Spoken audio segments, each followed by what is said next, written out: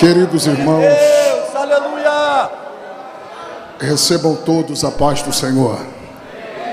A paz do Senhor, meus irmãos. Glória a Deus. Se puder dar mais um pouquinho de som aqui no retorno, eu ficarei muito agradecido. Glória a Deus. Que noite, irmãos. Quantos estão sentindo a presença de Deus aqui? Ainda sobre os pés, eu gostaria de convidá-los a abrir a Bíblia em Mateus, capítulo de número 27. Glória a Deus. Trocamos aqui. Glória a Deus, glória a Deus. Mateus, capítulo 27, verso de número 40. E se puder abrir o som, está bem fechado ainda, tá? Mateus, capítulo 27, versículo de número 40. Eu queria muito concluir o raciocínio que nós começamos ontem à noite. Nós paramos no meio do caminho, não deu tempo de subir o Moriá, mas o Espírito Santo me convenceu que o texto que eu tenho que tomar por base da mensagem de hoje à noite é Mateus capítulo 27, versículo de número 40. Todos que acharam, digam amém. Amém. E dizendo: tu que destróis o templo e em 3 dias o reedificas, salva-te a ti mesmo. Se és filho de Deus, desce da cruz. Se és filho de Deus, desce da cruz. Vamos no 3 todos juntos ler só essa frase. 1, 2, 3. Se és filho de Deus, desce da cruz. Para você se assentar, diga para 2 pessoas. Diga assim, ó: sangre, mas não desista. Diga para ele: sangre, mas não desista. Sangre, mas não desista. Pode se assentar. Glória a Deus. Quero agradecer de todo o meu coração a recepção calorosa que os irmãos da Assembleia de Deus aqui em Palmeira das Missões nos ofereceu, a forma que fomos recebidos através da pessoa do nosso pastor aqui nessa cidade, pastor Luiz Flávio, que além de exercer um pastoreio de excelência, também um exímio pregador do Evangelho, sua muito digna esposa, pastora, que também é pregadora do Evangelho, seu filho, pastor Guilherme, franquear a minha oportunidade de fazer uso do microfone nessas 2 noites, para mim é um privilégio imensurável. Muito obrigado, pastor Flávio. Deus, o Senhor, nosso Deus, continue lhe abençoando, lhe prosperando e lhe honrando a cada dia. O pastor Guilherme, pastora, Deus abençoe toda a liderança desta linda juventude, o Edemar, Edemar, né? Acertei. Eu estou tão com medo que quando eu falo certo eu penso que eu estou errando. Deus abençoe todos os demais que fazem parte da mesa, né, da liderança deste lindo congresso. Que honra rever meu amigo Sandro Guedes, que é um poeta, um profeta. Se Salomão tinha Asaf, nós temos o Sandro. Sandra, irmã Adriana, que sem perceberem, eles foram lá no fundo do baú e foram nos trazendo até o século XX, né? Foi trazendo até em 2022. Deus abençoe. Muito obrigado pelo companheirismo. Uma alegria também rever o pastor Paulo. Estivemos juntos alguns dias atrás em Uruguaiana, Sanchuri, né? Que é o interior de Uruguaiana. Glória a Deus. Deus abençoe o pastor Paulo, sua banda, Ops Dei. Glória a Deus, que coopera tanto com a obra de evangelização nesse estado. Pastor Elias, um grande amigo de muitos anos, uma alegria reencontrá-lo. O Felipe que está ali, Deus abençoe você e a sua família. Nos próximos dias, agora em novembro, estaremos juntos lá no Ijuí adorando a Jesus, não é isso? Deus abençoe toda essa igreja. Quantos querem ouvir uma palavra de Deus aqui agora? Diga glória a Deus. Os irmãos que me ouviram ministrar ontem, os irmãos perceberam que nós somos como um carro a álcool, né? Vai pegando devagarinho, até porque, como pregador pentecostal, eu acredito que não existe avivamento sem Bíblia Sagrada. Por isso eu quero convidá-los para ouvir e ter paciência nesses primeiros minutos da mensagem, pois eu tenho uma mensagem muito séria para a igreja. A verdade é que o texto que eu tomei por base da mensagem de hoje à noite nos traz à memória o assunto mais importante da nossa fé. Por isso eu quero chamar a atenção de todos os irmãos que estão aqui, pois nós estamos diante do momento em que se aproxima a consumação da obra redentora de Deus através da pessoa do Cristo. A verdade é que já fazem cerca de 2 anos e meio, que eu tenho me envolvido, me conectado, me linkado a este assunto que, sem dúvida nenhuma, é o assunto mais importante do nosso credo. Aqui está a espinha dorsal de toda a nossa teologia. E as últimas 24 horas da vida de Jesus é fascinante. Este período da história que teologicamente é chamado de plano da redenção ou drama da redenção. O drama da redenção que, sem dúvida nenhuma, foi o maior drama de toda a história. Não existe na história nenhum outro drama que seja tão dramático quanto o drama da redenção. O drama da redenção, que é composto por 4 fases, 4 momentos ou 4 etapas, que é digno de nota. O primeiro momento do drama da redenção se deu lá no cenáculo, onde Jesus participou da última ceia com os seus discípulos. E todos os irmãos que conhecem o contexto da ceia sabem que tudo o que aconteceu no contexto da ceia aconteceu de portas fechadas, porque o assunto que Jesus vai tratar agora com os seus discípulos é um assunto de profunda intimidade. Jesus vai expor acerca da traição, acerca do negar, e Jesus é mestre, e mestre não expõe discípulos. E você só vai ter esta atenção se você meditar no ponto de vista de João, e João trata isso de forma muito profunda, do capítulo 13 ao capítulo 16 ou 17, se não me falha a memória. Mas o que me chama a atenção é que dentro do cenáculo, onde Jesus participa da última ceia, o grande segredo da mesa da ceia não estava no se assentar, mas estava no se levantar, porque se assentar, todos se assentaram iguais. O problema foi na hora de se levantar, porque um se levantou para trair. Vou repetir, todos se assentaram iguais. O problema foi na hora de se levantar, porque um se levantou para trair. O problema não é como se assenta, o problema é como se levanta. Judas se levantou para trair. Na mesa da ceia está a graça, pois todos nós só observamos Judas, mas o Pedro, que era bravo, também estava lá. O Tomé, que duvidava de tudo, também estava lá. O Felipe, que não fazia nada sem fazer uma matemática primeiro, também estava lá. O João, que não era tão amoroso assim, também estava lá.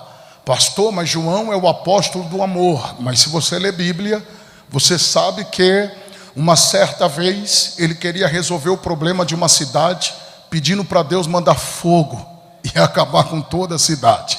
Então não era tão amoroso assim. João também estava lá. Todos estavam lá. E o que me chama a atenção é que, independente de todos terem as suas debilidades, Jesus os amou e os amou até o fim. O que me chama a atenção no contexto da ceia, não é a mensagem, mas só para você pensar, é que mesmo Jesus sabendo que seria traído, que seria negado, que seria abandonado, mesmo Jesus sabendo de todas as intempéries que ele passaria ali na frente, Jesus não para a ceia, Jesus não para o culto, Jesus dá graça, Jesus não murmura, Jesus não entra em dividida com Deus, Jesus não desabafa nas mídias sociais, Jesus pega o pão e abençoa, pega o cálice da graça. Jesus não para o culto por causa do Judas, até porque quando você revela Judas antes do tempo, você corre o risco de você ser o monstro. Logo, Jesus não faz isso. O que Jesus faz, pastor? Só cultua. Jesus não para a ceia, Jesus não para o culto. Judas se revela sozinho. Antes do culto acabar, Judas se revela. Pode ler. A Bíblia fala que Jesus terminou a ceia cantando o hino. Isso daqui me confronta, porque é artigo definido em língua portuguesa. O texto não está falando que Jesus canta o texto diz que Jesus canta o hino. Em hebraico é halel ou hlel, que significa que Jesus salmodiou. Jesus cantou hinos ou salmos, que está entre o salmo de número 113 e o salmo de número 118. Jesus canta. Pastor, e aí? Ele vai ser traído, mas ele canta. Ele vai ser negado, mas ele canta. Ele vai ser abandonado, mas ele canta. Mesmo sabendo de tudo que ele vai enfrentar, ele canta. Charles Haddon Spurgeon escreveu que o maior segredo de Jesus na ceia foi cantar, porque ao cantar ele estava treinando a sua alma para todos os desafios que ele enfrentaria pela frente. Qual é a palavra, pastor? Canta hoje, você não sabe como vai ser amanhã. Canta agora, porque você não sabe como vai ser daqui a pouco. Quer um conselho? Canta. Eu sei, não é a mensagem, mas eu vou abrir um parênteses e já fecho. Eu sinto espírito de profecia já testificando no meu espírito, que eu estou pregando hoje à noite para a gente, que a mão pode estar até amarrada, os pés podem estarem amarrados, mas o diabo não aprendeu a prender o espírito de um verdadeiro adorador. Aleluia! Escuta isso daqui. Eu preciso pregar, mas eu preciso que a igreja entenda que o primeiro momento do drama da redenção se deu no cenáculo, e é claro, eu vou correr para chegar aonde Deus quer. Mas o segundo momento do drama da redenção foi no Getsemane. E acerca do Getsemane eu volto a falar já já, pois aqui está o divisor de águas de todo o drama da redenção. E eu vou lhe mostrar, comparando escritura com escritura, que o divisor de águas do drama da redenção está no Getsemane, não na cruz. Na cruz está o clímax, na cruz está o ápice, na cruz é a consumação da obra, mas é no Getsemane que ele enfrenta o maior desafio da sua história. Vou tentar lhe mostrar isso daqui já já. Mas Jesus supera. E o terceiro momento do drama da redenção se deu no pretório, onde Jesus passou por julgamentos. Quem conhece Bíblia sabe que Jesus passou por 6 julgamentos. 3 foi de ordem religiosa, 3 foi de ordem civil. Todos os julgamentos que Jesus passou foi ilegal. Tudo que os homens fizeram naquela madrugada foi de forma covarde. Eu poderia aqui biblicamente, teologicamente, culturalmente, historicamente, lhes mostrar que alguns pontos importantes evidenciando o erro daqueles homens naquela madrugada. Mas o que me chama a atenção é que enquanto Pilatos pensava que estava no controle, Herodes pensava que estava no controle, Anás pensava que estava no controle, Caifás pensava que estava no controle, a verdade é uma só: quem estava no controle de tudo aquilo era o próprio Deus, era o céu, quem estava regendo tudo aquilo, porque Jesus tinha que passar por tudo aquilo, fazia parte do pacote, fazia parte do kit. A vida é feita de fases e não dá para se pular, tinha que ser daquele jeito. Jesus, uma vez condenado, é levado para a fortaleza de Antônia, na residência do Pilatos, onde ele apanha, é açoitado, todo ensanguentado. Ele pega a sua cruz, João 19:17, coloca em suas costas e parte para o lugar chamado Gólgota. E é no Gólgota que vai se dar o coração do drama da redenção, pois na cruz do Cristo está a remissão dos nossos pecados. Na cruz do Cristo está o perdão de Deus para a humanidade. Só para aguçar o coração dos pentecostais, eu preciso lhe dizer que na cruz foi evidenciado uma obra de restituição. Pastor, me explica. Dentre tantas coisas que o homem perdeu no Éden, eu destaco 3. E qual foi a primeira, pastor? Perdeu a comunhão com Deus, porque pecou. Isaías 59:2 diz que agora tem um muro que divide o homem de Deus, porque Deus sempre procurou se relacionar com o homem, se comunicar com o homem, ter um relacionamento com o homem. Deus descia na viração do dia para se comunicar com o homem, passar um tempo com o homem. Mas pós o pecado, essa comunhão foi quebrada. A segunda coisa que o homem perdeu foi as vestes. Eles sempre estiveram nus, mas descobriram a nudez depois do pecado. Por quê, pastor? Porque os seus olhos foram abertos. Aquela glória que os vestia já não existe mais. Foi mais ou menos, essa glória mais ou menos parecida, só uma luz, como Moisés um dia descendo do Sinai. Se lembra? Alguém olhou e viu seu rosto brilhando. Era mais ou menos aquilo. Era uma glória que os vestia. Mas o pecado arrancou essa glória, perdeu as vestes. A terceira coisa que o homem perdeu foi a sua casa. O homem foi expulso do Éden. E do que vale uma casa bonita, sem ninguém estar morando dentro dela? Agora, se não der glória, está ruim. Por quê, pastor? Na cruz, meu Deus, na cruz, Jesus devolveu 2 dessas 3 coisas. É tão profético isso daqui, que o que acontece na cruz não acontece.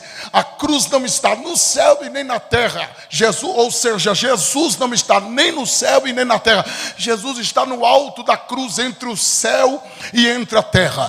Por quê, pastor? É como com uma mão ele pega na mão do eterno, com a outra mão ele pega na mão da humanidade. E é como ele está dando um grito para os céus e dizendo: Pai, eles não têm condição de pagar, mas eu pago a dívida por eles. Aleluia! Quem pode dar glória a Deus por isso aqui? Ele pagou a dívida que nunca foi dele. A dívida sempre foi nossa, e nunca foi nossa para com Satanás, era nossa para com Deus. Jesus pagou. Pedro disse que não foi com prata nem com ouro, mas foi com o sangue de Jesus Cristo. Pega essa, porque a segunda coisa que Jesus devolveu em João 19:30 ou 19:19, quando gritou tetelestai, foi as vestes, porque ele é o Cordeiro de Deus que tira o pecado do mundo. Agora é para acordar a palmeira das missões, porque a terceira coisa ele não devolveu ainda, mas vai devolver já já. Aleluia. E o que é, pastor? A casa. Ele vai devolver a casa. Aleluia. O Sandro e a irmã Adriana estavam cantando aqui, e o meu coração estava em chamas, porque já já ele vai devolver a casa. E aonde é que está, pastor? Não se turbe o vosso coração. Credes em Deus, credes também em mim, porque na casa de meu pai há muitas moradas. E se não fosse assim, eu vos teria dito: eu vou e voltarei para vos buscar, para que aonde eu estou estejais vós também. Quem acredita que essa hora está chegando? Glória. Alguém deu glória lá atrás. Não é a mensagem, mas só para tocar numa ferida que já não se toca mais. Só na antiga aliança, nas páginas veterotestamentárias, existem cerca de 1750 referências no que tange a volta de Jesus. Só nas páginas neotestamentárias, o Novo Testamento, existem cerca de 318 referências no que tange a volta de Jesus. Dos 27 livros do Novo Testamento, 24 anunciam a volta eminente de Jesus. Das 13 cartas que Paulo escreveu, existem dentro delas cerca de 50 referências no que tange a volta de Jesus. Lá vai, o próprio Jesus falou que vai voltar. Falou, pastor? Sim. Apocalipse capítulo 20, versículo 7, eu venho. Versículo 12, eu venho. Versículo 20, certamente este que testifica estas coisas diz: eu venho. João gostou e disse: Jesus, antes da bênção apostólica, deixa eu dar uma saudação. João se empolgou. Jesus disse: vai, João, fala, entra para a história. Aí João gritou: Maranata, Maranata, Maranata, glória. Eu não gosto de fazer isso, mas olha para alguém e diga: pode dar glória, porque ele vai devolver a casa. Diga para ele: aleluia. Não, você não falou, fala mais forte para ele, diga: pode dar glória, porque ele vai devolver a casa. Ele vai devolver a casa. Eu sei que os tochinhas já tá doido para marchar, mas avivamento sem Bíblia não é avivamento. Olhe para cá, porque nesta noite ainda, como guisa de introdução, eu quero destacar pelo menos 3 pontos importantes acerca da cruz. E qual é o primeiro, pastor? A cruz é pré-histórica. A cruz não é algo que acontece no vácuo da história, não, senhor. A cruz não foi fruto de uma mente humana, não, senhor. A cruz é pré-histórica. A cruz é uma agenda estabelecida na eternidade. A cruz é uma agenda incrustada no coração do eterno, antes mesmo do mundo ser formado. Pastor, qual é o texto? Atos 2, 23, 1 Pedro capítulo 1, versículos 19 e 20, Apocalipse capítulo 13, versículo 8, são textos que deixam claro que antes mesmo que os fundamentos do mundo fossem lançados, a cruz já estava no coração do eterno. E aí, pastor, e aí que isso me confronta, porque evangelho sem cruz não é evangelho. Não se empolgue com esse evangelho colorido que estão pregando por aí. O evangelho de Jesus tem sangue. meu Deus, não dá para desassociar evangelho de cruz. Evangelho e cruz são irmãos gêmeos, não dá para desgrudar. Segundo ponto importante acerca da cruz é que Jesus não foi pego de surpresa. Como assim, pastor? Desde quando ele deixou a eternidade, deixou sua glória, o verbo que se fez carne, que habitou entre nós, o Cristo que se esvaziou de si mesmo, que tomou a forma humana para estar aqui e cumprir a sua missão.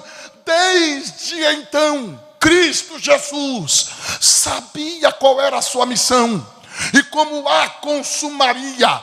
Lucas capítulo 2, versículo 49, dá uma luz de que Jesus, ainda criança, com apenas 12 anos de idade, pode ler, 12 anos, em desenvolvimento, já tinha noção da sua missão. Pastor, está lá. Alguém o achou na festa e ele disse: me deixem, porque eu estou cuidando das coisas que é do meu pai. Ele não se refere a Deus como Deus, ele se refere a Deus como seu pai. Isto é, ele já está linkado, conectado, envolvido com a sua missão. Eu acho que eu vou chocar a teologia de alguém aqui agora, mas foi Jesus quem pregou. Se tem alguém que mais falou acerca da morte de Jesus, foi o próprio Jesus. Pastor, sério, João, capítulo de número 16, pode ler, você vai ver, aliás, capítulo 3, versículos 14 e 15, pode ler.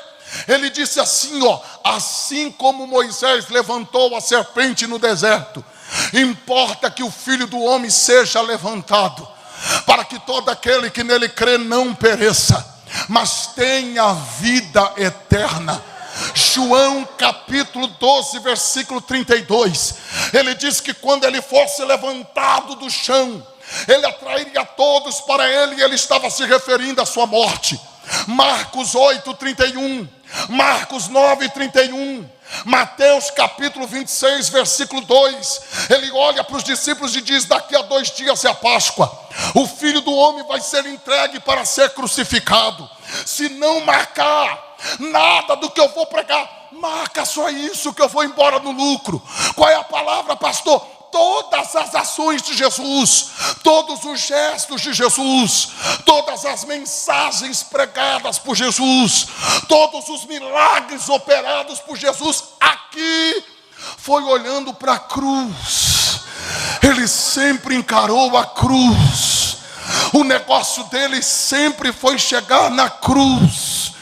Jesus, ele caminhou em direção da cruz.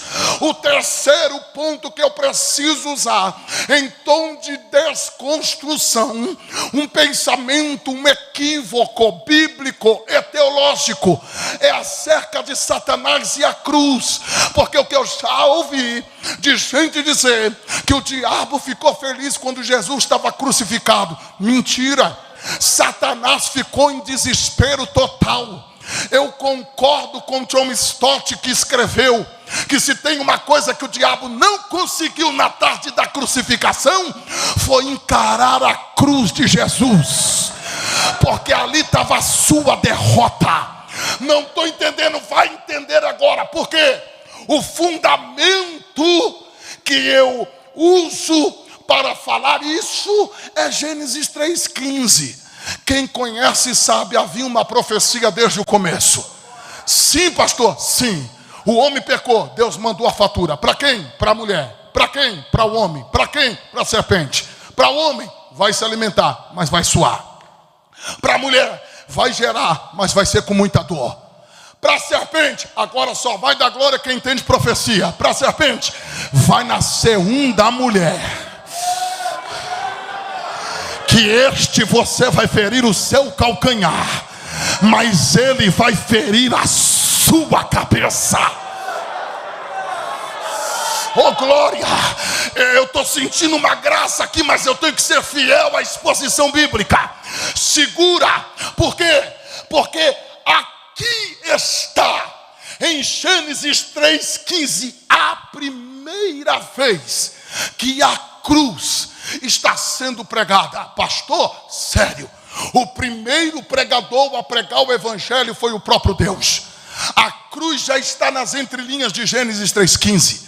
É por isso que, como pregador do evangelho, eu não me empolgo. Não, pastor, não, senhor, eu não me empolgo. Porque quando Deus mandar a fatura para quem prega, Deus não estará nem um pouco interessado em saber aonde eu preguei, mas o que foi que eu preguei. Porque a ordem é para pregar o evangelho. E aí eu preciso te dizer isso, porque a cruz não me promove, a cruz me confronta, a cruz me faz descer, a cruz me faz entender o quanto é graça. Tudo que eu estou vivendo aqui hoje, pega, porque eu já vou pregar, mas eu preciso que você entenda o quê? É por isto que, desde então, na antiga aliança, criou-se a expectativa. Qual, pastor? O mundo espiritual se agitou, demônios, todas as pessoas que nasciam que tinham um quê de especial, os demônios diziam: eu acho que é ele, é a criança da profecia. Porque Paulo, escrevendo aos Colossenses 1, 26 e 27, Paulo diz que Jesus é um segredo, um mistério, não havia sido revelado ainda, e o que havia eram especulações. Por isso, quando nasceu Abrão, quem sabe os demônios disseram: é ele. Mas Abrão pecou e não poderia ser a criança da profecia. Jacó veio, os demônios, quem sabe, disseram: eu acho que é ele. Mas também pecou e não poderia ser a criança da profecia. O Isaac veio, os demônios, quem sabe, disseram: é ele. Mas também não poderia ser a criança da profecia porque pecou. Para fechar a conta, o apóstolo Paulo, escrevendo aos Romanos 3, 23, diz que todos pecaram, todos foram destituídos da glória de Deus. Agora pega essa, se não marcar nada, marca isso. É por isso que na universidade da graça, ninguém pode dizer: eu mereço.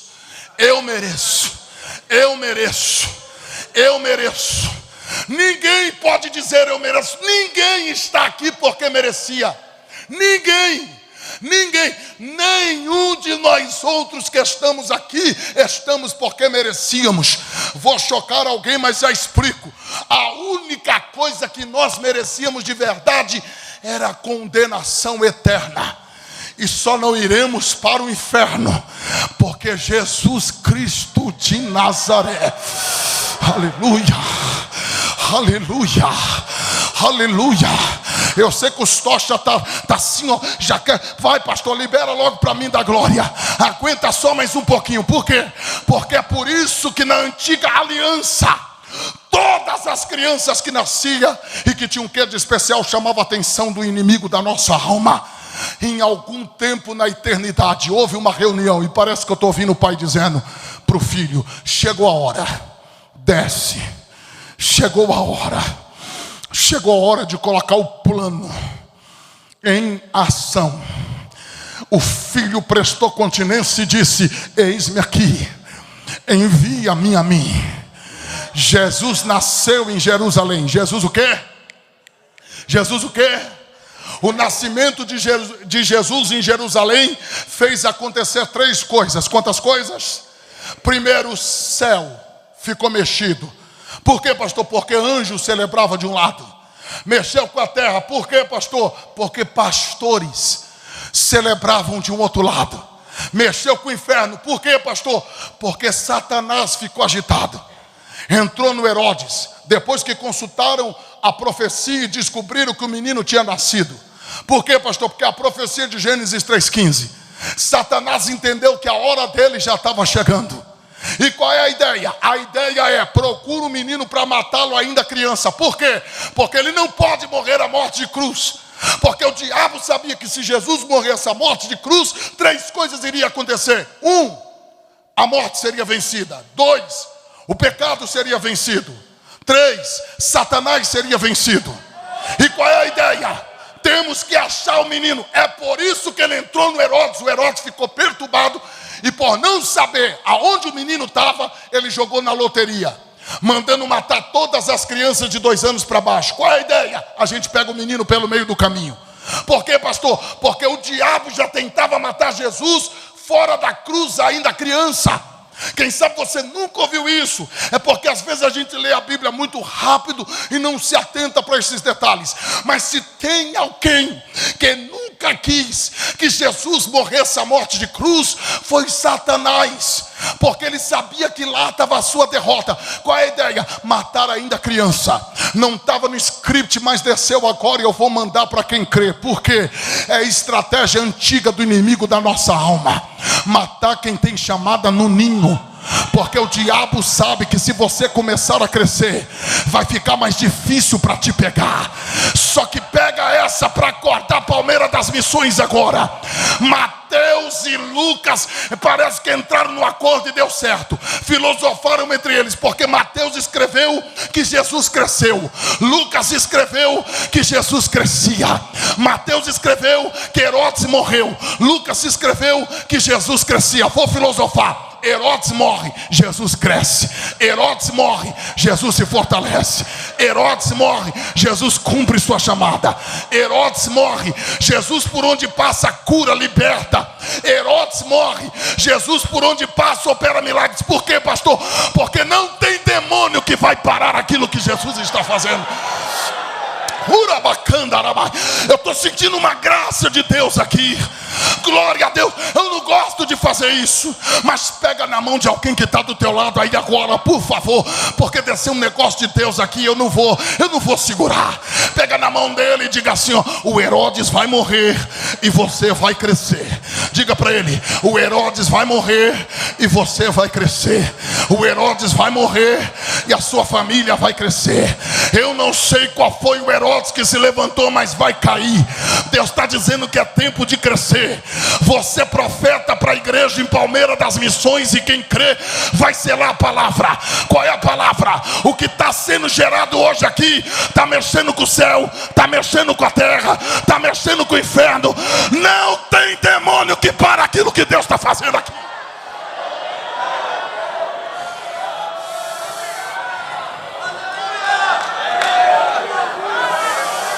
Tem algo profético nascendo aqui. A minha mente é limitada para dimensificar o que está sendo gerado aqui.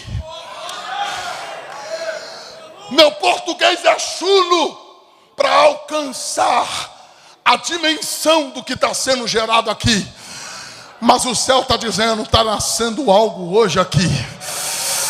Orabacandaramaya. Tem algo profético acontecendo aqui que os meus olhos físicos não estão enxergando, mas eu sei no meu espírito, porque o Espírito de Deus testifica. Está nascendo algo profético aqui que vai crescer.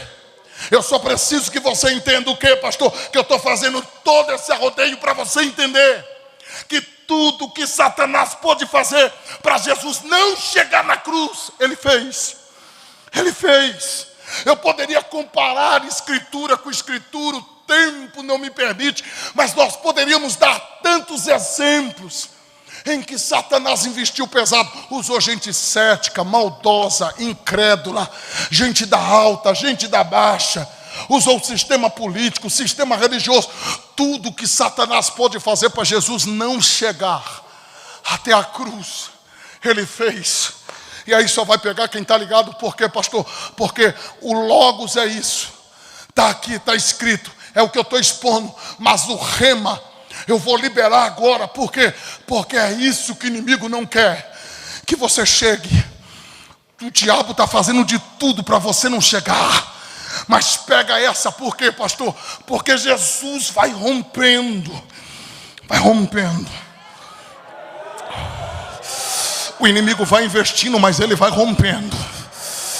Ele sabe para o que veio e aonde consumaria a sua missão. Você precisa olhar para a mensagem desta noite. E é por isso que eu pedi para segurar tudo, porque eu preciso pensar com vocês primeiro.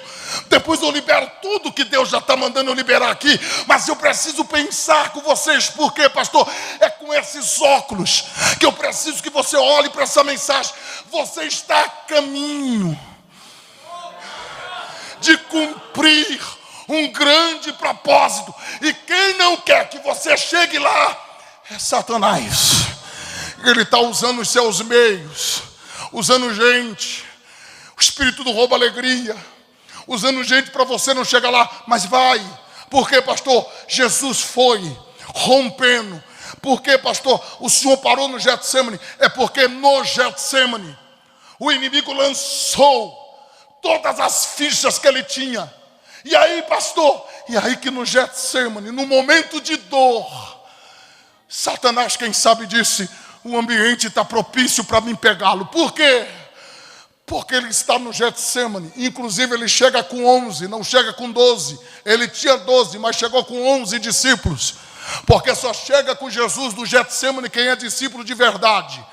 O Judas não está mais aqui. O Judas chegou depois. E por quê, pastor? Porque já tinha 30 moedinhas no bolso. Porque só entra com Jesus no Getsemane alguém, ou chega depois, se lucrar alguma coisa para ele. Mas o Getsemane vai fazendo a balança, a peneira, para mostrar quem é e quem não é. Eu poderia pregar sobre o tabernáculo da oração dentro do Getsemane, porque ele estabeleceu 3 espaços. O tabernáculo foi composto de 3 espaços: santo, pátio, santo e santo dos santos. Jesus estabeleceu 3 espaços dentro do Getsemane. O primeiro espaço ele deixou 8, e para os 8 ele disse: assentai-vos. Ele leva consigo Pedro, Tiago e João. Ele estabelece um segundo espaço. Inclusive é nesse segundo espaço que a sua alma começa a se entristecer e ele começa a sentir uma agonia. Porque a agonia do Cristo não começa na cruz, começa no Getsemane. E é aqui que ele abre o coração para esses 3. A pergunta é: ele tem 11. Por que ele abre o coração só para 3? Porque não dá para abrir o coração para todo mundo. Jesus prepara as pessoas certas. Ele abre o coração para esses 3. E é para Pedro, Tiago e João que ele diz: ficai-vos aqui e vigiai, porque eu vou além. E eu vou falar com o Pai. E agora o que eu vou falar ao Pai, nem vocês que são mais próximos têm condição de ouvir. Porque tem coisas que é você e o Pai. O Pai e você. Ele estabelece um terceiro espaço. E é aqui que eu quero pegar para a gente trabalhar. Porque Deus tem uma palavra para alguém aqui. Porque nesse terceiro espaço, no santo do santo. Porque no contexto da oração, 8 ficou no pátio. 3 ousou entrar no santo. Mas no santo do santo, só vai quem está passando. Só vai quem está sentindo a dor. Só vai quem está vivendo. Você vai entender agora. Por quê? Pega essa e vive isso comigo. Porque Jesus pega o seu rosto, coloca no pó. E isso é lindo, gente. Porque eu estou falando do Criador de todas as coisas.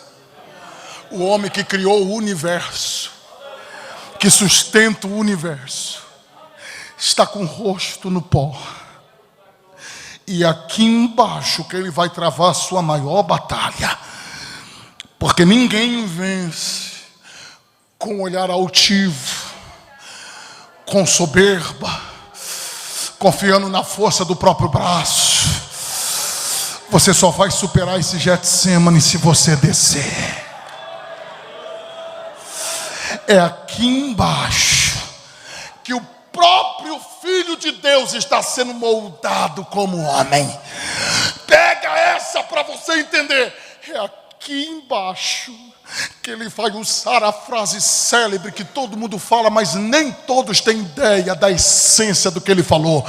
Pai, se for possível, passa de mim este cálice. A primeira coisa que eu preciso te dizer é que esse cálice não é literal. Ele não está com medo da morte. Ele não está com medo da cruz. Ele não está com medo da coroa. Ele não está com medo da via dolorosa. Ele não está com medo do Calvário. Ele não está com medo de Pilatos. Ele não está com medo de Herodes. Ele não está com medo de Anás, de Caifás. Ele não está com medo do sistema. Não, Senhor. Quando ele diz: Pai, se for possível, passa de mim este cálice. Alguém diz que ele vive de forma antecipada. Aquilo que ele viveria na cruz é o que canta o Sandro. Se lembra da frase: Eli, Eli, lama sabachthani.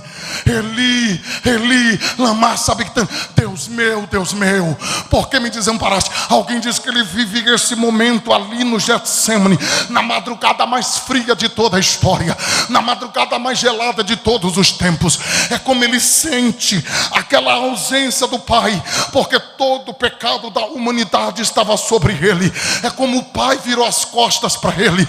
Isaías 53 diz que ele foi moído. Eu não sei se você já assistiu o filme de Mel Gibson, que uma mulher com uma cara toda feia, em tom irônico, vestida toda de preto, com uma criança no seu colo, passa de banda, passa de largo, olhando para Jesus com um tom irônico. É uma mensagem que está ali no filme que poucas pessoas entendem. É Satanás dizendo assim, ó: até eu cuido do meu filho, mas cadê o teu pai no meio dessa sombriedade aqui? Cadê o teu pai no meio desse desconforto aqui? Por quê, pastor? Era o diabo, como no cangote do Cristo, dizendo: chuta o pau da barraca, joga tudo para cima, desiste de tudo. Eu já estive lá no Getsêmani, e geograficamente ele tinha rotas de fuga para sair, só que ele não é o primeiro Adão, porque o primeiro Adão também no jardim, ao ser tentado, cedeu à tentação e perdeu o paraíso. Mas esse daqui não, esse é o segundo Adão, e ao ser tentado, ele não cedeu à tentação e reconquistou o paraíso que o primeiro Adão perdeu. Porque o primeiro Adão, ao ser tentado, terminou dizendo: Pai, que seja feita a minha vontade, não a tua. Mas o segundo Adão não. O segundo Adão, ao ser tentado, terminou a batalha dizendo: que não seja feita a minha vontade, mas a tua vontade para todo sempre.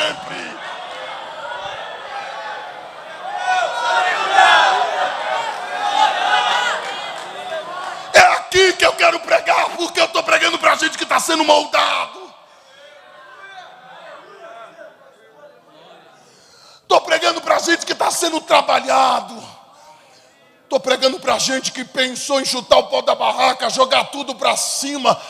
E Getsêmani e cruz, a grande distinção entre Getsêmani e cruz é que a cruz é prova pública. O Getsêmani é prova secreta. Ninguém está vendo, ninguém está assistindo, seus melhores amigos não estão lá.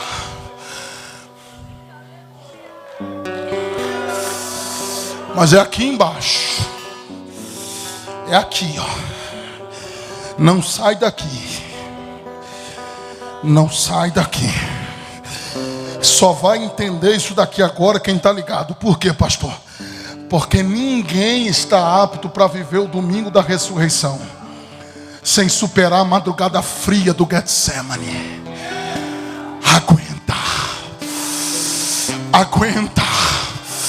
Lucas escreveu que a pressão foi tão grande que ele sangrou. Ele sangrou,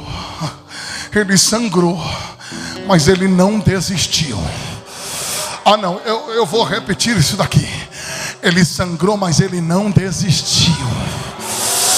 Ah, eu posso fazer o que Deus está mandando eu fazer aqui. Aleluia! Eita glória! Entrou uma nuvem de glória aqui agora. Pega na mão de quem está do teu lado e diga: aguenta, aguenta, aguenta, aguenta, aguenta, aguenta, pelo amor de Deus. Você está mais perto de cumprir a sua missão do que você imagina. Quem quer que você pare agora é Satanás. Quem está fazendo de tudo para te imobilizar é Satanás. O Deus desse congresso está falando na minha boca: eu comecei a boa obra, eu vou completar. Só quem acredita abre a boca para adorar. Ele está aqui. Aguenta. Eu sinto que eu estou pregando para gente que quanto mais ora, piora. Quanto mais consagra em vez das coisas andar, está tudo indo de mal a pior. Eu sinto que eu estou pregando para gente que o céu está desabando sobre a sua cabeça. Eu sinto que eu estou pregando para gente que por fora está bonito, e é por isso que eu estou fazendo toda essa exposição, porque hoje você vai sair desse congresso curado. Você vai sair desse congresso curado. Levante a tua mão para o céu por um minuto. Só quem tem glória na boca agora vai encher essa casa de glória a Deus agora. Sobe, sobe, sobe o nível desse glória a Deus agora.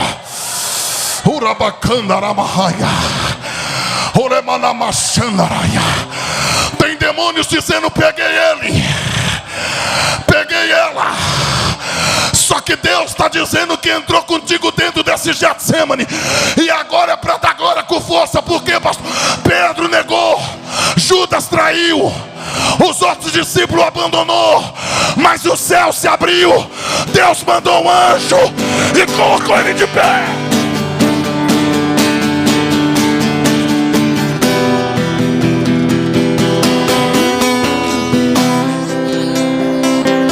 Ele te ajuda aqui.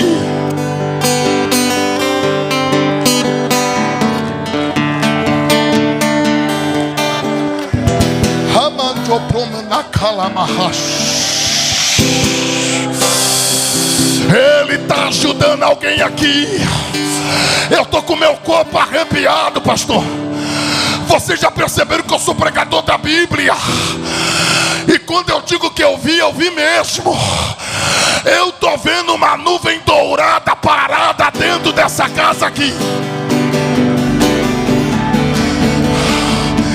E Deus está dizendo: André, estou permitindo o Getsemane para mostrar para alguém que o azeite que está nele não é de mentira. Porque é isso que está em Abacuque 3. Pastora, quando diz ainda que o produto da oliveira minta, o processo é esse, pastora. O agricultor vai, pega a oliveira, chacoalha ela, para o produto cair em um pano que está estendido aqui embaixo, para não machucar. Pega o pano, coloca em cima de uma pedra, e uma pedra maior em hebraico chamado mor, desce para prensar a azeitona. E o agricultor, depois desse processo, a expectativa é se aproximar e ver o azeite, ver o óleo. E quando é que o produto da oliveira mente, pastor? Quando ele chega perto e não tem óleo, não tem azeite, tem carne, tem carne, tem carne. Deus está dizendo que Ele só está permitindo o Getsemane na vida de algumas pessoas aqui, para dar uma resposta para o inferno.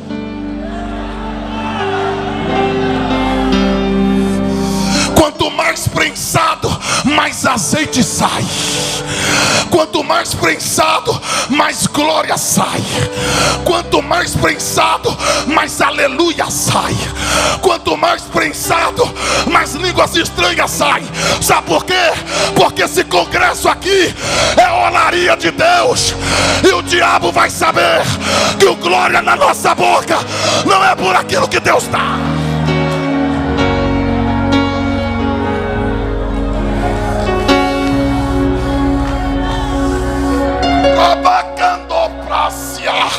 Toma aí, Satanás.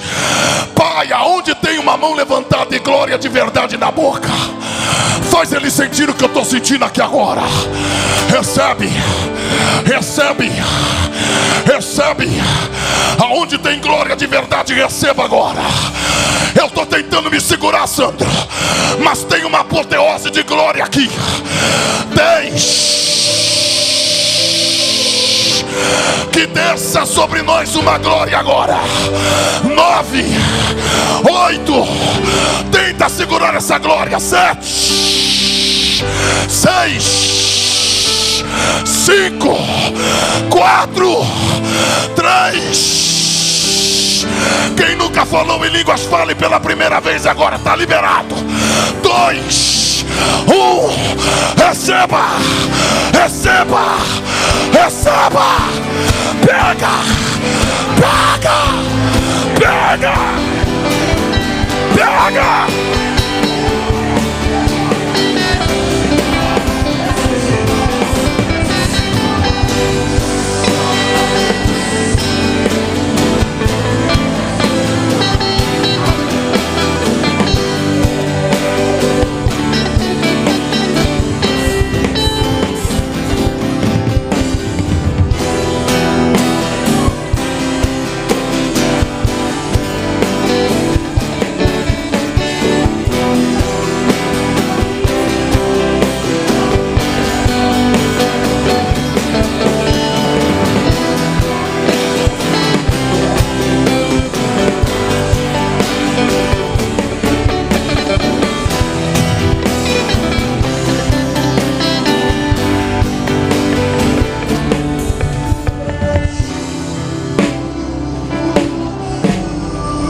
Só quem vai vencer.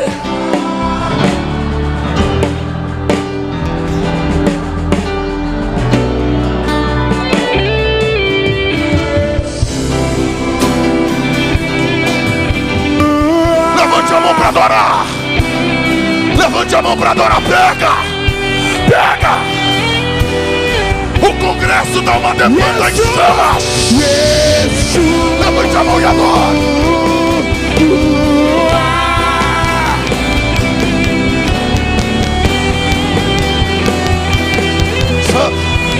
Santo.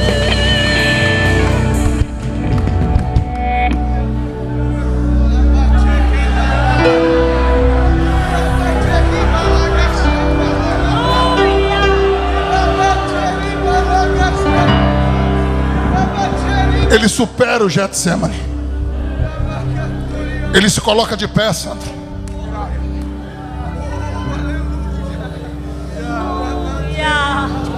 E toda a angústia que ele estava sentindo já ficou para trás.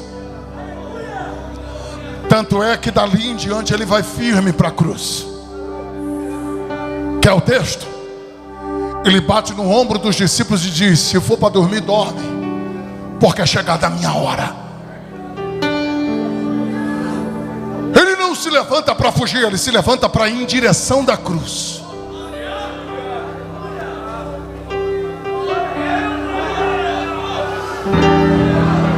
Isso é tão verdade, Sandro, que não é os homens que vêm com Judas que toma a iniciativa, é ele. É ele quem pergunta: a quem vocês vieram buscar? Alguém corajoso responde: a Jesus de Nazaré. Ele fica com medo e foge, é isso que a Bíblia fala? Parece que eu estou vendo Jesus colocando o peito para fora, estufando a barriga. Parece que eu posso ouvir ele com o queixo cerrado, com uma voz retumbante. Ele diz: sou eu. Eu preciso falar isso daqui, porque isso daqui é uma doutrina muito forte. Porque Jesus não foi mártir. Jesus se entregou. Ele foi voluntário. Em João capítulo 10, versículo 17 e 18, ele diz: ninguém tira a minha vida, sou eu quem a dou. Ele é o Rei da Glória, e eu tenho o poder de tornar a tomá-la. Ele não vai como alguém que está derrotado, ele vai como vencedor. E aí você precisa pegar isso daqui. Por quê, pastor? Porque ele se entrega. Tem gente que diz que quem levou ele para a cruz foi Judas quando traiu. Não, senhor. Tem gente que diz que quem levou ele para a cruz foi Pedro quando negou. Não, senhor. Tem gente que diz que quem levou ele para a cruz foi os outros quando o abandonou. Também não. Tem gente que diz que foi Herodes, a sua covardia. Também não. Tem gente que diz que foi a negligência do Pilatos quando lavou as suas mãos. Também não. Agora, se não der glória, eu não volto o ano que vem só de raiva. Por quê, pastor? Quem levou ele para a cruz, Felipe? João 3,16. Porque Deus amou o mundo de tal maneira que deu seu filho Jesus para morrer por nós. Quem entende Guarde isso daqui. Quem levou Jesus para a cruz foi Romanos 5:8. Deus prova o seu amor para conosco, em que deu seu Filho Jesus para morrer por nós, sendo nós ainda pecadores. Quem levou Jesus para a cruz foi Romanos 8:32. Deus não poupou o seu próprio Filho, antes o entregou por todos nós, e foi por amor. Quem levou Jesus para a cruz foi Isaías 53. Ao Pai agradou moê-lo, e foi por amor. Pastor, e aí que o diabo te odeia, mas Jesus te ama. O diabo não gosta de você e nem da tua família, mas Jesus te ama. Está filmando aqui, meu filho? É aqui que está no ao vivo? Tem gente que está me assistindo. Sinta-se abraçado pelo amor de Jesus. O diabo não gosta de você, não gosta da tua casa, mas Jesus te ama.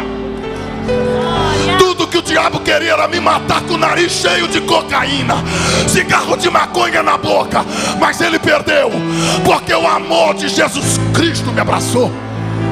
Jesus nos ama. O que eu estou tentando dizer, e nem vai dar para terminar a mensagem. Jesus te ama. Não vai dar para terminar a mensagem, porque eu estou sentindo uma graça de Deus aqui. São todas as coisas. Eu já vou orar, mas canta.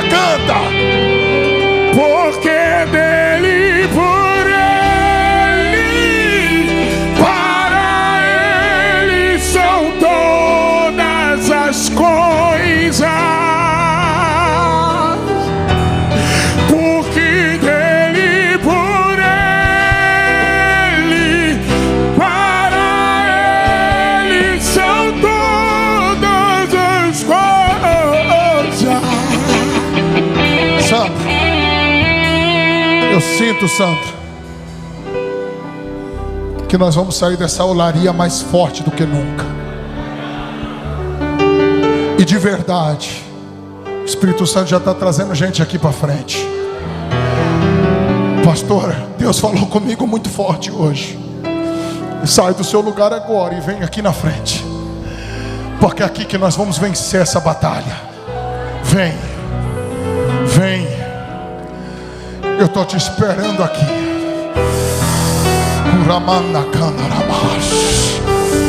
Quão profundas riquezas o saber e o conhecer de Deus. É esse avivamento que eu estou sonhando. Quão insondáveis seus caminhos e tua justiça. Voltemos aos pés da cruz. A ele Tô todo arrepiado.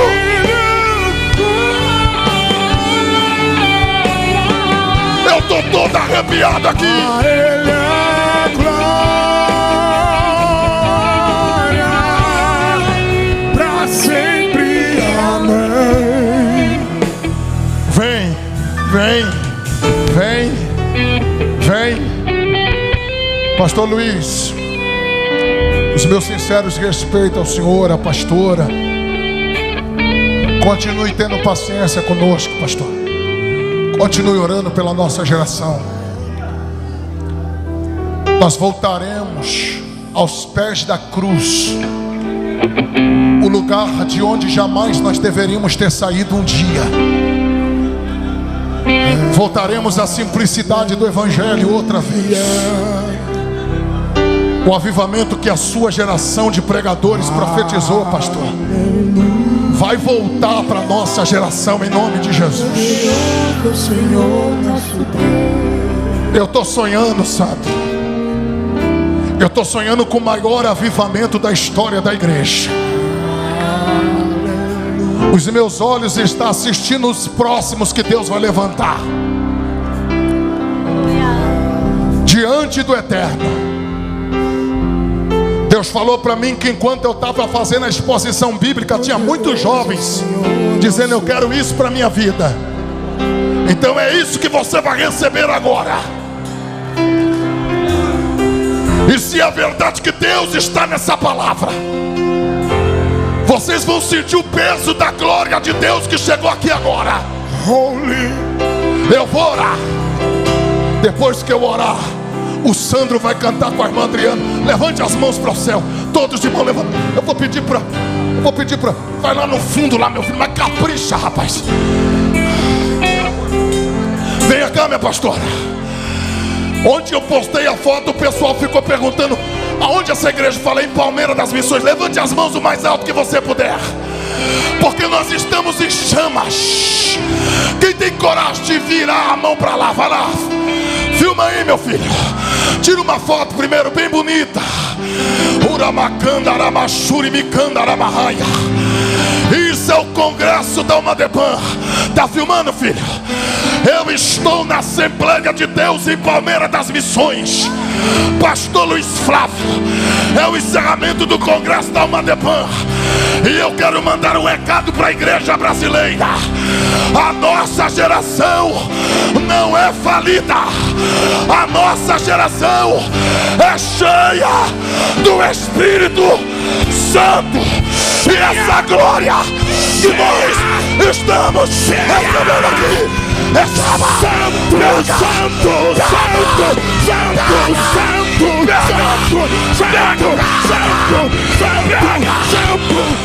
é Senhor Jeová. Tino de louvor. Seja batizado agora. Tino de louvor. Agora. Tu és santo. Santo é o Senhor Deus poderoso. Levante a mão e cante. Digno de louvor. Digno, digno, digno, digno. Digno de louvor. Vamos, vamos, vamos. Tu és santo. Santo. Batiza Jesus. É o Senhor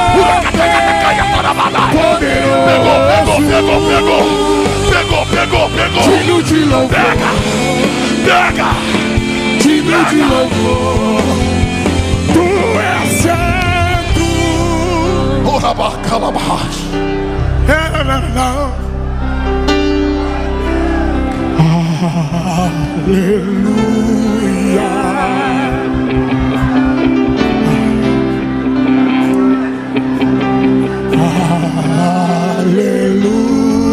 Aleluia. Poderoso é o Senhor nosso Deus.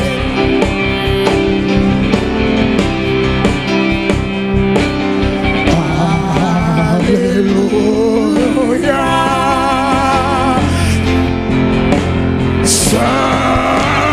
Santo, Santo é o Senhor Deus poderoso.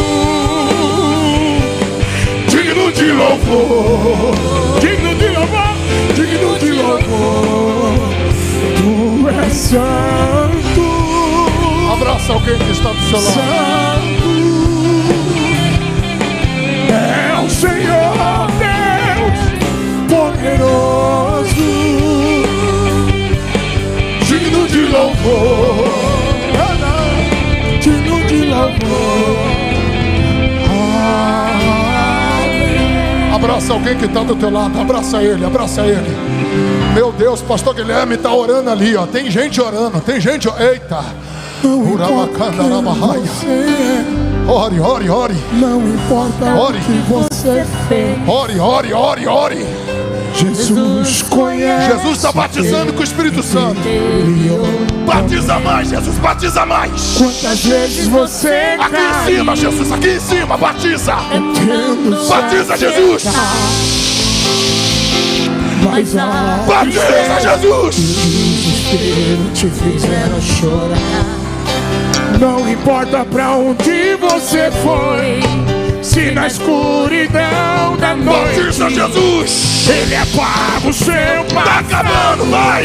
e não desiste de você. Ele não desiste de você. Ele se importa com você. Ele compreende seu caminhar. Nunca vi um amor tão grande assim. Ele não desiste de você. Ele se importa com você. Ele compreende seu caminhar. Nunca vi amor tão grande assim. Ele não desiste. Meu Deus, aqui no meio dessa multidão, quem nunca falou em línguas e falou pela primeira vez agora, levante a mão para me ver. Pastor, eu nunca falei, falei agora. Olha aí, ó, Jesus está batizando. Tem mais gente aqui, ó. Dá para dar glória aí ou não? Tem mais gente aqui. Aqui em cima do altar. Batiza-me com teu fogo.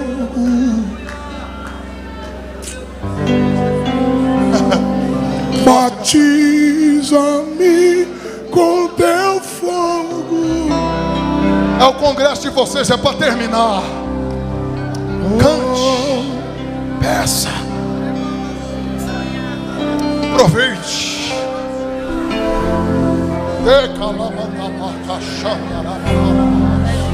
Espírito, Espírito.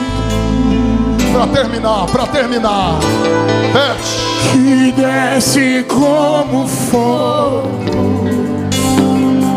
Essa é a nossa igreja, somos pentecostais. Como em Pentecostes. Somos pentecostais. Com Bíblia, enche-me de novo. Com Cristo sendo o centro da nossa adoração. Espírito, Espírito, desce como fogo.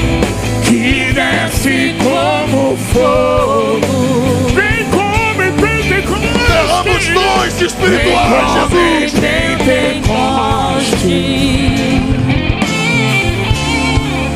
E enche-me de novo.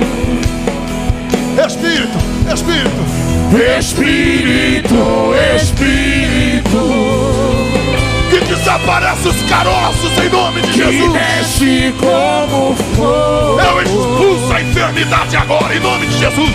Vai embora. Vem como toda enfermidade em nome de Jesus. E enche-me de novo. Debaixo dessa unção, Pai, guarda a nossa geração, guarda a nossa juventude, Senhor. Os dias são maus, as pessoas nos criticam, mas nós vivemos um dos períodos mais difíceis da igreja, onde tudo é muito acessível e sem percebermos somos colocados dentro de um mundo de conforto, onde nos conformamos, numa zona de conforto, onde se esquecemos que o nosso segredo é depender do Senhor. Oh, meu Pai, nos ajuda a romper toda essa acessibilidade, que ela possa ser usada para a pregação do Evangelho, para nos colocar em lugares que jamais os nossos pés vai pisar. Desperta a tua juventude, Senhor. Ajuda-os. As investidas de Satanás são infinitas, dardos inflamados por todos os lados. Mas eu sei, meu Deus, que nós estamos saindo desse congresso diferentes, porque o Senhor nos moldou aqui. Ah, Deus, chegamos quebrados, mas estamos saindo novinho, para incendiar a Palmeira das Missões, para incendiar o estado do Rio Grande do Sul, para incendiar esse país com a pregação cristocêntrica, com louvores que celebram o Cristo. Pai, em nome de Jesus, em nome de Jesus, sela tudo que nós vivemos aqui hoje à noite, Pai, com esse abraço que esse irmão vai dar no outro agora. É o que eu te peço em nome de Jesus. Para mim entregar o microfone para o pastor, aqui na frente, aqui no altar, lá atrás na nave da igreja. Abraça quem está do teu lado aí agora e diga para ele: você é o próximo que Deus vai levantar. Diga para ele: vai lá, você é o próximo. Você é o próximo. Você é o próximo que Deus vai levantar. Muito obrigado, pastor.